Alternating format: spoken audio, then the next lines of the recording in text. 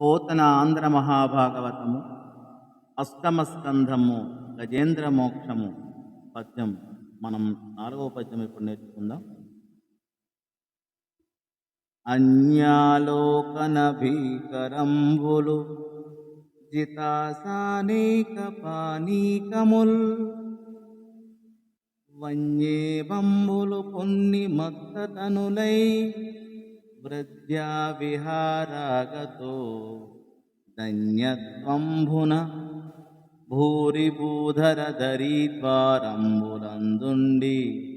సౌజన్య క్రీడల నీరుగాలిపడి కాసారావగాహార్థమై. గజేంద్రుని యొక్క స్థితిని ఇక్కడ మనకు తెలియజేస్తూ ఉన్నాడు పోతనామాత్యుడు ఈ పద్యంలో. ఆ అడవిలోని ఏనుగులు ఇతరులు కన్నెత్తి చూడలేనంత భయంకరమైనవి.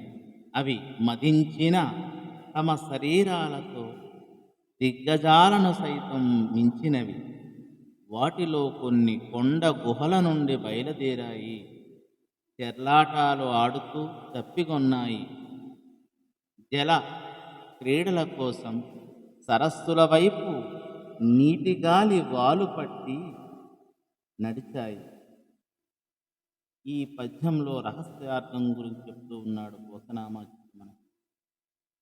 అభయం అయిన సమాధిలో యోగులు అనగా ద్వైతులు భయం కల్పించుకుని దుర్నిరీక్షణం అని చెప్పదగ్గ కూటస్థాది చైతన్య రూప ఏనుగులు మూలాధారాది గుహల నుండి బయలుదేరి పరా కృష్ణులకు భయంకరములై దిగ్దేవతలకు ఇంద్రాదులను జయించునవి అయి సంచరిస్తున్నాయి.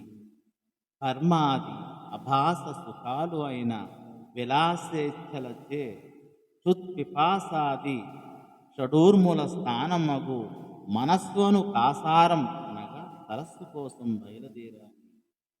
ఆకలి, దప్పిక, శోకము, మోహములు, జర, మరణములు అనేవి ఈ షడూర్ములు ప్రతి జీవికి ఉంటాయని ఈ పద్యంలో మనకు తెలియజేస్తూ ఉన్నాడు భక్తవత్సలుడైనటువంటి ఆ యొక్క పోతనామాత్యుడు.